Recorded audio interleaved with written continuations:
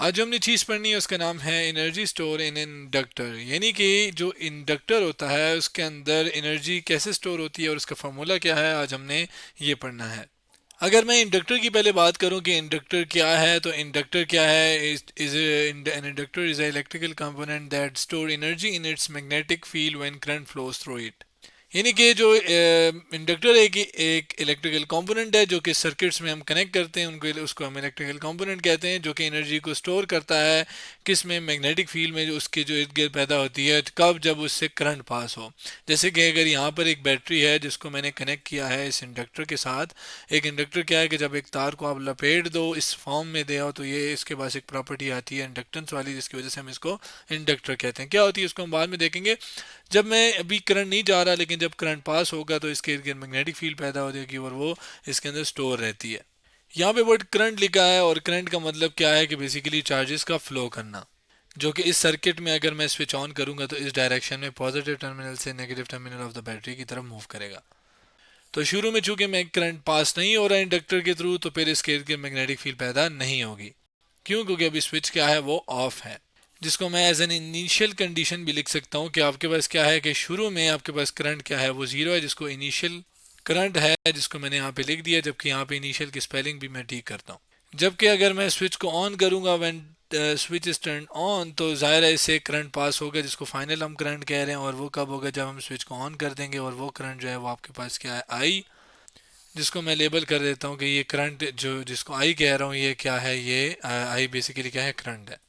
अब इंडक्टर जो कि जिससे करंट तब्दील हुआ है, तो जब भी एक इंडक्टर से या किसी वायर से करंट तब्दील होता है, पहले ज़ीरो था अब चेंज होके आई हो गया है, तो फिर इसके इर्द गिर्द एक मैग्नेटिक फील्ड पैदा होती है। और मैग्नेटिक फील्ड के साथ साथ हमने सेल्फ इंडक्शन वाले वीडियो के अंदर ये बात पढ़ी थी कि जब भी एक कॉयल या एक इंडक्टर से करंट तब्दील होता है तो टाइम के लिहाज से, तो आपके पास उसके अंदर एक ईएमएफ इंड्यूस होती है जो कि अपोज करती है उस इंक्रीजिंग करंट को। मतलब ये क्या एक इस डायरेक्शन में पैदा होती है कि आप फर्ज करें करंट जो है वो इंक्रीज हो रहा है, और करंट इंक्रीज यानी तब्दील हो रहा है। तो जब भी तब्दील हो रहा है, इंक्रीज करना, तो इसके अंदर जो ईएमएफ इंड्यूस होगी वो ऐसी होगी कि वो इंक्रीजिंग करंट को अपोज करे, यानी वो इंक्रीज होने ना दे। इसका मतलब क्या हुआ कि अब ये जो इंडक्टर है एक रेजिस्टेंस शो करा रहा है इस करंट को, तो हमें या जो चार्ज है उसके ऊपर वर्क करना पड़ेगा ताकि हम उसको मूव करवा सकें इंडक्टर से, मतलब उसको इंडक्टर के थ्रू मूव करवा सकें। तो जो वर्क डन ऑन चार्ज किया जाएगा ताकि वो इंडक्टर से गुजर सके, वो बेसिकली फिर बराबर होता है, जिसको मैं अगर कहूँ कि यहाँ पर एक छोटा सा वर्क अगर हम कर रहे हैं कब, यानी स्मॉल अमाउंट ऑफ वर्क हो रहा है किसके ऊपर, एक चार्ज के ऊपर, जो कि कैपिटल चलें क्यू है। और कि हमारे पास एक फार्मूला होता है ना डब्ल्यू, जो कि चार्ज के ऊपर वर्क होता है, work into sorry Q into W we होता है, जो कि वी क्या है, पोटेंशियल है। ठीक है, जबकि वर्क क्या है ये आपके पास, जो कि वर्क उस चार्ज के ऊपर हो रहा है।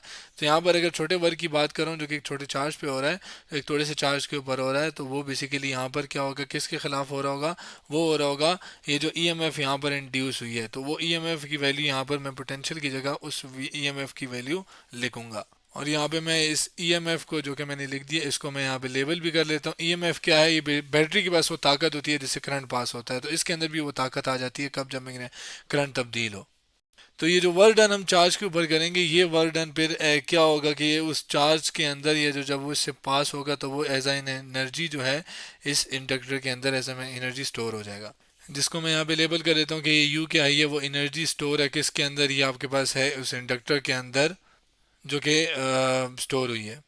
अब जाहिर है अगर मैं इसको u कह रहा हूँ तो, और u वर्क के बराबर है, जैसे मैं अगर यहाँ पे चले u लिख देता हूँ, और work basically delta Q E के एप्सिलन के बराबर है, तो मैं क्या करता हूँ, डेल्टा क्यू की वैल्यू लिखता हूँ और एप्सिलन की वैल्यू जो कि ईएमएफ की वैल्यू है, जिसे हम सेल्फ इंड्यूस ईएमएफ भी हम कहते हैं, वो हमने यहाँ पे रिवाइज किया कि वो किसके बराबर है, minus L del I over I del T, sorry del I over del I T, sorry.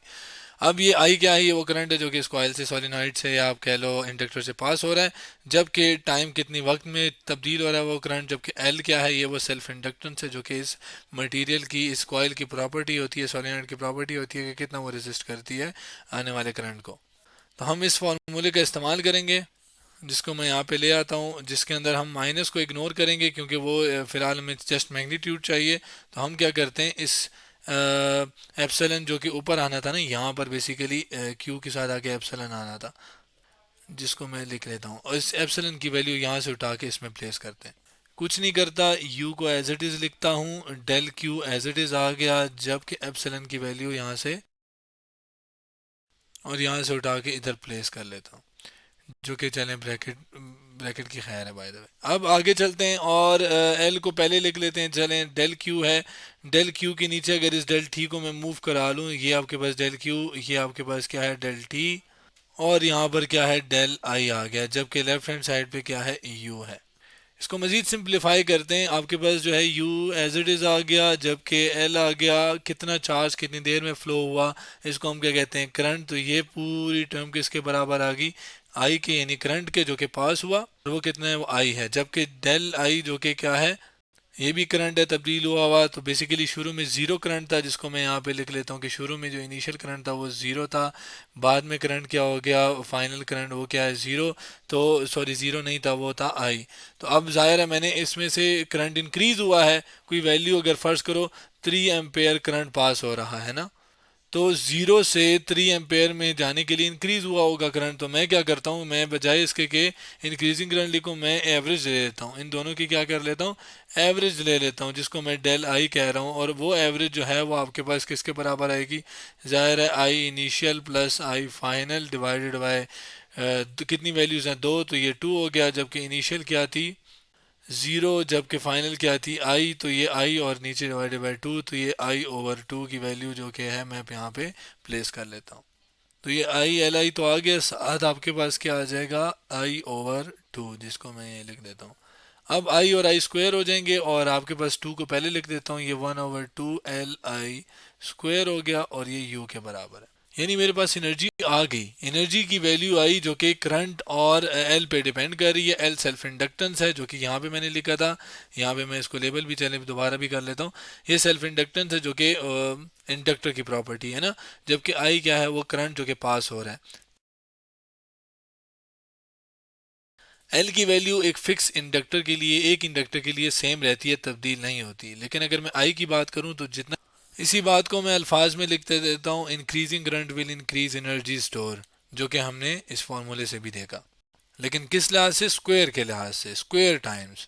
अब अगर हम इसी एनर्जी को मैग्नेटिक फील्ड की टर्मिनोलॉजीज में बात करें कि उसमें क्या होगी, एनर्जी को in term of magnetic field जो कि इस इंडक्टर के इर्द गिर्द पैदा होगी, उसकी टर्मिनोलॉजी में मैं एल को भी मैग्नेटिक फील्ड की टर्म में लिखता हूँ, आई को भी मैग्नेटिक फील्ड की टर्म में लिखता हूँ। कैसे, इन दोनों कामों के लिए मैं इस जो यहाँ पे मैंने सेल्फ इंडक्शन वाली एक्सप्लेनेशन रिवीजन कराई थी, तो यहाँ पे मैंने एल की वैल्यू निकाली थी, L is equal to N phi over I के बराबर है। फाई क्या है, ये बेसिकली मैग्नेटिक फ्लक्स है जो कि तब्दील होता है, और उसकी वजह से ज़ाहिर है फिर इंड्यूस ईएमएफ आती है। ठीक है, तो ये फ्लक्स है, ये एन नंबर ऑफ टर्न्स है कि कितनी नंबर ऑफ टर्न्स है, जबकि आई क्या है, ये करंट है। अब एल तो आ गया, यहाँ पे हम वैल्यूज इसके अंदर डालते हैं और करेंगे। आई को कैसे लिखें, इसके लिए magnetic field due to current carrying solenoid को मैं रिवाइज कराता हूँ। एक सोलिनॉइड है जिससे करंट पास होता है, तो उसके इर्द गिर्द जो मैग्नेटिक फील्ड है उसके लिए हमने फार्मूला डिराइव किया था, जो कि बराबर था B is equal to N I N mu nought आई।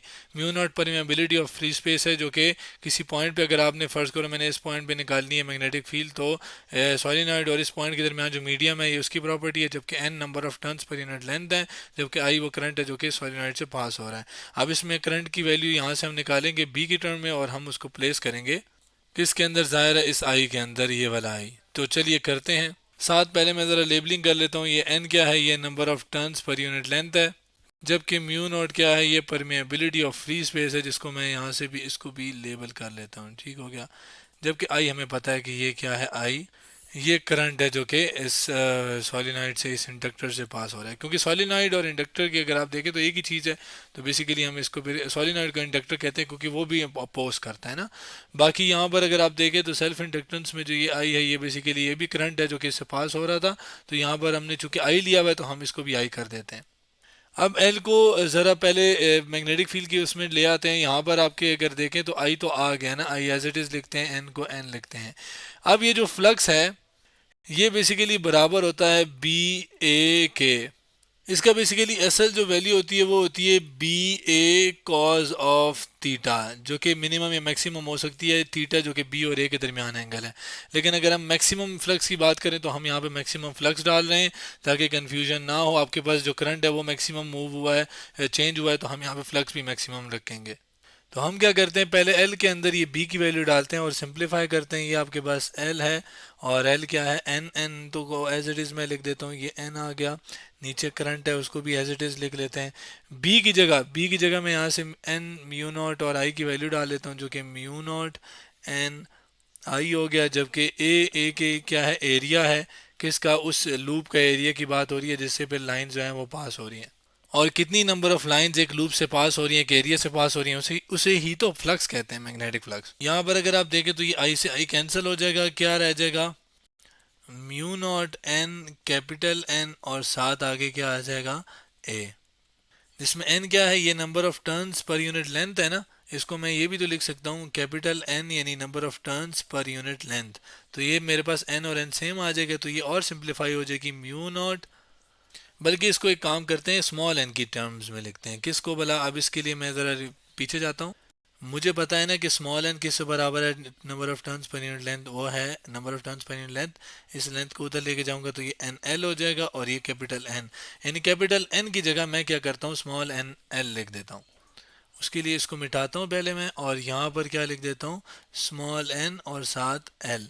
ठीक है, एल बल्कि कैपिटल है, ठीक है, जो कि मैंने ये लिख दिया। आगे क्या है, आपके पास एरिया है। अब क्यों ये फ़ायदा क्या हुआ इसको मैं बताता हूँ। इसमें एल क्या है, ये बेसिकली लेंथ की बात हो रही है। ठीक है, फर्ज करो ये इंडक्टर है तो इसकी लेंथ की बात हो रही है। एन क्या है, एन नंबर ऑफ टर्न है, small capital N number of turns. तो number of turns per unit length कितनी है वो आपके पास ये स्मॉल एन बताता है। अब हम क्या करते हैं, एल की वैल्यू लिखते हैं और ये म्यू नॉट और ये एन स्क्वायर हो जाएगा और साथ एल आ जाएगा और ये ए, बल्कि एल नहीं आएगा, एल लेंथ। ये एल है कैपिटल एल जो कि लेंथ है। इसको डिफ्रेंशिएट करने के लिए इससे इसको हम क्या करते हैं, इसको हम स्मॉल एल लिख देते हैं। तो ये आपके पास स्मॉल एल है जो कि लेंथ है, किधर की, ये वाली लेंथ है, इसको स्मॉल एल, जबकि यहाँ पर भी स्मॉल एल कर देता हूँ। तो ये आपके पास सेल्फ इंडक्टेंस यानी ये जो एल है इसकी वैल्यू आ गई है जो कि हमने इसमें प्लेस करनी है। आई की वैल्यू मैं यहाँ से निकालता हूँ, जिसको चलें इधर ही कर लेते हैं। इस आई को निकालना है तो एन और म्यू को उधर ले जाता हूँ तो आई बराबर आ जाएगा, आप इसको पहले लिखते हैं किसके, बी इधर मौजूद था तो बी डिवाइडेड बाय कौन सी चीज़ नीचे गई है, म्यू नॉट आया है नीचे और साथ एन आया है, तो I is equal to B over mu not N आके आ गया। अब इसकी वैल्यू और एल की वैल्यू जो कि ये वाली है ये पुट करते हैं इसके अंदर। मैथमेटिकल स्टेप के लिए मैं नई स्लाइड पे आ गया हूँ, यहाँ पे 1/2 को लिखता हूँ, साथ एल की वैल्यू क्या है वो लिखता हूँ, और वो है क्या, यहाँ से कॉपी करके पेस्ट करके इसकी भी वैल्यू डालता हूँ। ये प्लेस कर दी। अब बी की आई की वैल्यू भी प्लेस करता हूँ, स्क्वायर भी लगा देते हैं और साथ इसका स्क्वायर भी है, ये प्लेस कर दिया, स्क्वायर भी आ गया है। अब थोड़ा सा सिंप्लीफिकेशन करते हैं। अब ये स्क्वायर है जो कि इस पूरी टर्म्स में आएगा तो मैं इसको यहाँ से हटा देता हूँ। क्यों हटा देता हूँ, क्योंकि ये इसके ऊपर भी अप्लाई होगा, इसके ऊपर भी और इसके ऊपर भी। अब आसानी होगी मेरे लिए कैसे, कि अगर आप देखें तो एन स्क्वायर ये कैंसिल हो गया किससे, जो कि डिवीजन में इससे। यहाँ पर एक आपके पास स्क्वायर था, एक कैंसिल हो गया किसके साथ, इसके साथ। बकाया क्या रह गया, बकाया रह गया 1 2 और साथ आपके पास ऊपर जो है बी स्क्वायर है जिसको मैं ये लिख दिया, ये बी स्क्वायर हो गया। नीचे क्या रह गया, एक कैंसिल हो गया था म्यू नॉट, एक म्यू नॉट रह गया जो कि मैंने ये लिख दिया। आगे क्या है, लेंथ इनटू एरिया जो कि मैं उनको भी लिख देता हूँ और साथ ये यू एज इट इज़। अब अगर आप देखें तो एनर्जी जो है वो डिपेंड करी है मैग्नेटिक फील्ड के ऊपर। जितनी ज़्यादा इस इंडक्टर के अक्रॉस मैग्नेटिक फील्ड आएगी उतनी ज़्यादा इसके अंदर एनर्जी स्टोर होगी। बाकी एरिया और लेंथ तो ये तो क्या है, ये बेसिकली इसकी डायमेंशंस है। लेंथ ये है, जबकि एरिया इसका जो ये क्रॉस सेक्शनल है ना, ये बेसिकली क्या है, ये एरिया है जिसको मैं यहाँ पे पूरा चले लिख देता हूँ ए फॉर एरिया। और उन दोनों की भी डायरेक्टली प्रोपोर्शनल, जितनी बड़ी लेंथ उतनी बड़ा उतना ज़्यादा एनर्जी स्टोर, जितना बड़ा एरिया उतनी ना एनर्जी स्टोर। यहाँ पे एरिया जब लेंथ से मल्टीप्लाई होता है तो हमें एक बात पता है कि सिलेंडर का अगर मैं ये जो एरिया है क्रॉस सेक्शनल एरिया इसको लेंथ से मल्टीप्लाई कर देता हूँ ये वॉल्यूम बन जाता है। तो ये सिलेंडर क्यों कह रहे हो, अभी तो सिलेंड्रिकल शेप है ना, तो ये एक पे वॉल्यूम हो गया। तो इस वॉल्यूम जो कि मल्टीप्लाई, और अगर मैं दूसरी साइड पे डिवाइड करा लूँ तो ये एनर्जी और साथ नीचे वॉल्यूम आ जाएगा। बाकी चीज़ों को ऊपर से कॉपी करके नीचे ले आता हूँ। तो ये एनर्जी पर यूनिट वॉल्यूम जिसे हम स्मॉल यू से डिनोट करते हैं, और ये आपके पास क्या होती है बताता हूँ। इसके लिए पहले मैं ये चीज़ यहाँ पे ले आऊँ। ये स्मॉल यू है ये कहलाती है एनर्जी डेंसिटी। कि एक वॉल्यूम में कितनी एनर्जी स्टोर हुई है। तो ये बेसिकली ये इन्फॉर्मेशन जो कि अगेन डायरेक्टली प्रोपोर्शनल है मैग्नेटिक फील्ड के और म्यू नॉट के इन्वर्सली प्रोपोर्शनल है। म्यू नॉट जो कि मीडियम के बारे में, अगर मैं इस पॉइंट पे मैग्नेटिक फील्ड निकालना चाह रहा हूँ तो इन दोनों के दरमियान जो सोलिनॉइड और इस इंडक्टर के दरमियान जो मैग्नेटिक फील्ड है उसके बारे में इन्फॉर्मेशन देगी। और ये अगर एक ऐसा मीडियम आ जाएगा इसके दरमियान जिसकी परमेबिलिटी आपके पास ज़्यादा होगी तो यू यानी एनर्जी डेंसिटी कम हो जाएगी। Similarly for energy. तो आज हमने क्या किया, एनर्जी स्टोर इन इंडक्टर के बारे में पढ़ा।